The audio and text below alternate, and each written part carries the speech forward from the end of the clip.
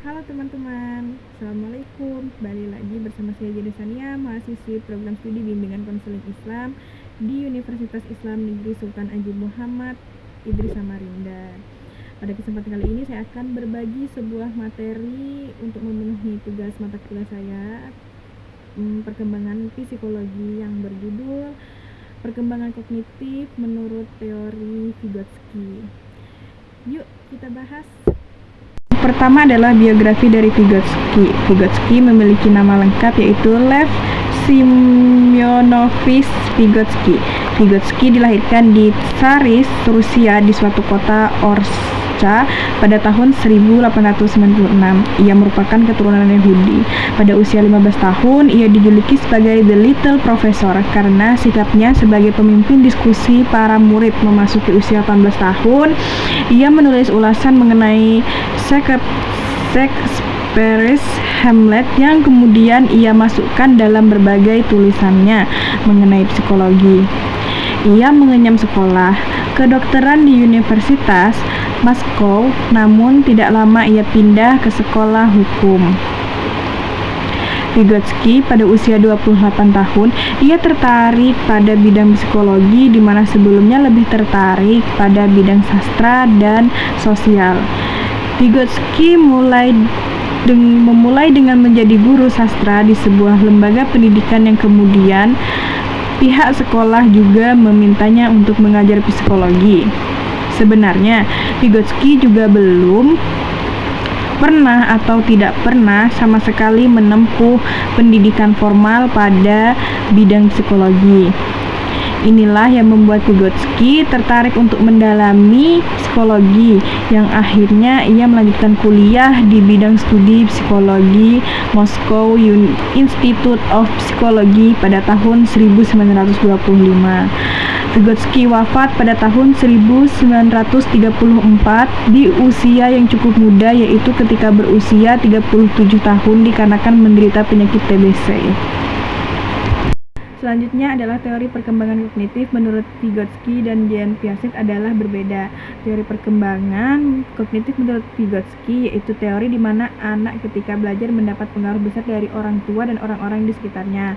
Karena anak-anak jika diajari oleh orang tua dan orang-orang yang sudah terlatih, maka akan lebih memahami dan mengerti apa yang sedang ia lakukan dan pelajari. Pada teori ini, Vygotsky juga menekankan bagaimana proses-proses perkembangan mental yang dialami oleh anak. Teori Vygotsky juga adalah teori kognisi sosiobudaya yang memfokuskan bagaimana perkembangan kognitif diarahkan oleh budaya dan interaksi sosial. Jadi, budaya dan interaksi sosial lebih penting dan lebih fokus terhadap perkembangan kognitif pada anak menurut Vygotsky. Teori perkembangan kognitif Vygotsky juga adalah perkembangan kognitif yang terjadi pada setiap individu. Terjadi pada saat individu mendapatkan yang namanya pengalaman baru atau dapat memecahkan masalah.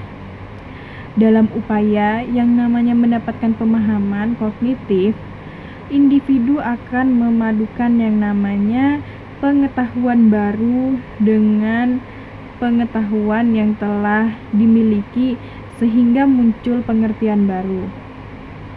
Teori Vygotsky menekankan pada interaksi dengan sosial, kultural, historis, dan individual sebagai kunci dari perkembangan manusia. Hal ini mengemukakan bahwasannya perkembangan berpikir seorang individu tergantung pada interaksi sosial seorang anak di mana ia berada. Langsung saja masuk ke teori perkembangan kognitif menurut Vygotsky. Yang pertama ada konsep zona perkembangan proksimal atau ZPD. Vygotsky mengistilahkan zona perkembangan proksimal atau ZPD yaitu anak yang mendapatkan tugas yang dirasa sulit bagi anak untuk dikerjakan sendiri. Akan tetapi jika dibantu oleh orang dewasa atau oleh orang-orang yang terlatih, maka akan dapat mengerjakan tugas yang dirasa sulit tersebut. ZPD menurut Vygotsky ialah suatu jarak antara tingkat perkembangan aktual dengan tingkat perkembangan potensial. tingkat perkembangan aktual siswa dapat diketahui melalui pemecahan masalah yang dilakukan secara mandiri oleh siswa yang disebut dengan kemampuan instrumental. Sedangkan perkembangan potensial tanpa ketika seseorang dapat menyelesaikan tugas dan dapat memecahkan masalahnya dengan bimbingan orang lain yang lebih berkompeten. Hal ini artinya sebagian tugas mampu untuk diselesaikan oleh anak secara mandiri, namun ada juga yang perlu adanya bantuan dari orang lain atau teman sebaya yang lebih mampu.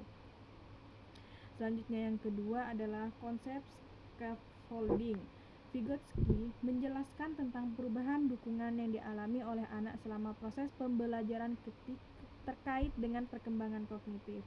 Teori lain dari Vygotsky ialah scaffolding ini suatu pemberian bantuan kepada anak yang mengalami kesulitan dalam belajar pada tahap awal dan secara bertahap akan dikurangi. Guru memberikan bantuan kepada anak, kemudian memberikan tanggung jawab pada anak untuk dapat menyelesaikan tanggung jawabnya. Bantuan yang dapat diberikan oleh guru berupa peringatan, petunjuk, dorongan, dan semangat dalam memecahkan masalah sehingga anak lebih bertanggung jawab. Pada saat kompetensi seorang anak telah meningkatkan, maka akan semakin sedikit bantuan yang diberikan, sehingga scaffolding ini digunakan dalam membantu anak dalam mencapai batas atas dari zona perkembangan proksimal anak. Dan selanjutnya yang terakhir adalah bahasa dan pemikiran. Menurut Vygotsky, pembicaraan yang dilakukan oleh anak tidak hanya untuk berkomunikasi saja, melainkan untuk membantu mereka dalam memenuhi kebutuhan mereka. Karena dengan menggunakan bahasa, meskipun bahasa yang diucapkan belum sempurna, tapi dengan bahasa tersebut sudah mewakili apa yang diinginkan atau diutarakan oleh anak. Teori selanjutnya menurut Vygotsky ialah bahasa dan pemikiran ini menyatakan bahwa bahasa bukan hanya digunakan untuk alat komunikasi, namun juga untuk merencanakan, monitoring perilakunya dengan cara mereka. Penggunaan bahasa sebagai pengaturan diri ini disebut dengan private space atau pembicaraan privat. Dalam hal ini, Vygotsky menyampaikan bahwasannya pembicaraan privat ini sangat penting dan menjadi awal untuk menjadi komunikan yang baik di sosial, sehingga bahasa ini sangat berperan dalam perkembangan kognitif anak. Baik teman-teman, itu saja materi yang saya jabarkan tentang perkembangan kognitif menurut Vygotsky. See you, goodbye teman-teman.